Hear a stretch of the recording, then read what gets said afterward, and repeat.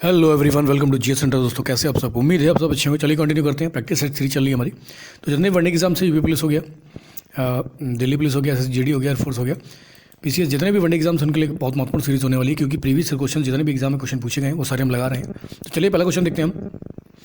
तो हमारा पहला क्वेश्चन क्या है? निम्नलिखित में से सर्वाधिक उपलब्ध संक्रमण धातु कौन सी है? तो इनमें से सबसे ज़्यादा जो संक्रमित धातु है वो कौन सी है? तांबा, लोहा, जस्ता या निकल। तो सबसे ज़्यादा जो संक्रमित धातु है वो होती है आपकी लोहा, आयरन। पता ही होगा आपको। ठीक है। तांबे का पहली बार प्रमाण कहाँ पर मिला था?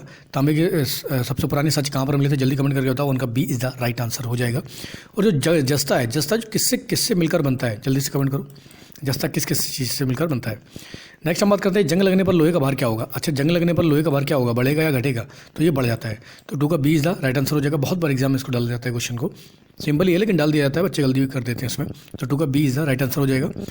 नेक्स्ट हमारा क्वेश्चन है कि हाइड्रोजन पेरोक्साइड किस रूप में कार्य नहीं करता है? तो हाइड्रोजन पेरोक्साइड किस रूप में कार्य नहीं करता है? तो ये निर्जलक के रूप में काम नहीं करता है। तो अपचय के बारे में पता होगा आपको। अपचय व्यंजक नॉर्मल है। तो हाइड्रोजन पेरोक्साइड जो होता है ना, किसके रूप में कार्य नहीं करता है? निर्जलक के रूप में कार्य नहीं करता है। तो 3 का सी इज़ द राइट आंसर हो जाएगा। साइंस से भी काफ़ी अच्छे क्वेश्चन पूछे जाते हैं। पौधे के पुष्पन के लिए निम्नलिखित में से किसकी आवश्यकता होती है? तो पौधे के पुष्पन के लिए अगर पौधे से पुष्प निकालने के लिए किस खनिज की जरूरत होती है? ये होता है आपका फास्फोरस। तो पौधे में पुष्पन के लिए फास्फोरस की जरूरत होती है। अच्छा, नाइट्रोजन किसके काम आता है? नाइट्रोजन पौधे में किस चीज़ की वृद्धि करता है? तो 4 का सी इज़ द राइट आंसर हो जाएगा। जल्दी से कमेंट करो। नेक्स्ट हमारा क्वेश्चन है कि विभिन्न परमाणु भार, तुल्यांकी भार और अणु भार वाला तत्व कौन सा है? तो अलग अलग परमाणु भार, तुल्यांकी भार और अणु भार वाला जो आपका तत्व है वो कौन सा है? कार्बन। ठीक है, ध्यान रखेंगे। 5 का B is the right answer हो जाएगा हमारा। नेक्स्ट हम बात करते हैं। अच्छा, ऑक्सीजन का अणुभार कितना है? जल्दी से कमेंट करके बताओ। नेक्स्ट हमारा क्वेश्चन है कि मानव शरीर में ऊर्जा प्राप्ति हेतु सर्वप्रथम किसका उपयोग किया जाता है? तो मानव शरीर में ऊर्जा प्राप्ति के लिए सबसे पहले किसका प्रयोग किया जाता है? ये किया जाता है आपका ग्लाइकोजन का। तो ग्लाइकोजन संचित का यूज़ किया जाता है। ठीक है, तो 6 का D is the right answer हो जाएगा।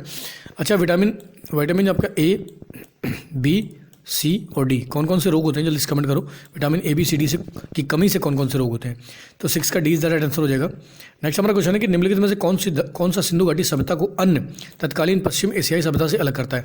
तो कौन सी चीज़ है जो सिंधु घाटी सभ्यता को तत्कालीन जो पश्चिम एशियाई सभ्यताएं थी उनसे अलग करता है? ये है आपका रंग जमाने की कला। तो रंग जमाने की कला में डिफरेंस है आपका, ये अलग करता है। बाकी चौक का प्रयोग हो गया, चित्रलिपि हो गया, सूती वस्त्र हो गया, ये समानताएं हैं। बाकी रंग जमाने की कला में भिन्नताएं हैं। तो 7 का सी इज़ द राइट आंसर हो जाएगा। इस टाइप के क्वेश्चन भी पूछे गए हैं।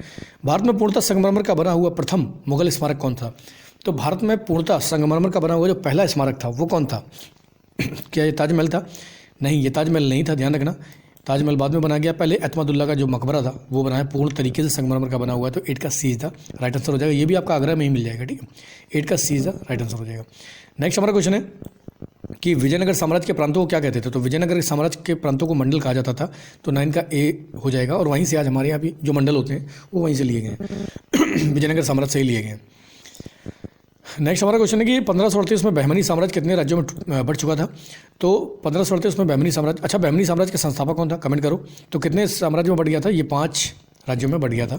तो 10 का B is the right answer हो जाएगा। नेक्स्ट हम बात करते हैं कि निम्नलिखित में से किसने 1924 में वाइकोम सत्याग्रह का नेतृत्व किया था? तो वाइकोम सत्याग्रह भी बहुत बार एग्जाम में पूछा जाता है। तो वाइकोम सत्याग्रह का जो नेतृत्व किया था ये मेनन साहब ने किया था, पी के मेनन ने। तो ध्यान रखेंगे 11 का सी इज़ द राइट आंसर हो जाएगा। अच्छा, नारायण गुरु ने कौन से सत्याग्रह का आपका नेतृत्व किया था? कमेंट करके बताओ। नेक्स्ट हम बात करते हैं कि संयुक्त राष्ट्र संघ की सुरक्षा परिषद में अस्थायी सदस्यों की संख्या कितनी है? तो देखो 5 तो स्थायी होते हैं, ठीक है, P5 कंट्रीज़, और बाकी आपके 10 जो होते हैं ना अस्थायी होते हैं। तो टोटल मिला के 15 हो जाते हैं। तो 15 हो जाते हैं टोटल। ठीक है, 5 स्थायी हैं और 10 आपके क्या है? अस्थायी हैं। तो दोनों को मिलाकर 15 हो गए। तो टोटल का D is the right answer हो जाएगा हमारा। नेक्स्ट हम बात करते हैं बजट क्या है? बजट क्या है? एक वार्षिक वित्तीय विवरण होता है बजट, और क्या होता है? तो 13 का B is the right answer हो जाएगा। एक वार्षिक वित्तीय विवरण होता है। नेक्स्ट हमारा क्वेश्चन है कि भारतीय स्टेट बैंक के अनुशंसी बैंकों की संख्या कितनी है? तो 5, 7, 8, 9। इसके अनुसार आपका कितना हो जाएगा? 7। तो ध्यान रखेंगे 14 का B is the right answer हो जाएगा हमारा।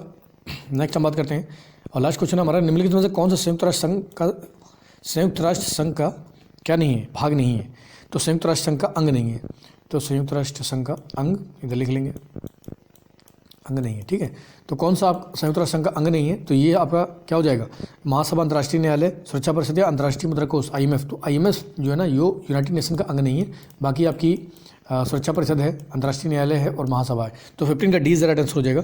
तो काफ़ी इंपॉर्टेंट क्वेश्चन है, बार बार एग्जाम में रिपीट होते हैं, ध्यान रखो इसको, एक दो बार देख लो, लगा लो, क्योंकि आने वाले समय में प्रीवियस एग्जाम जो क्वेश्चंस होते हैं वो बहुत ज़्यादा रिपीट होते हैं।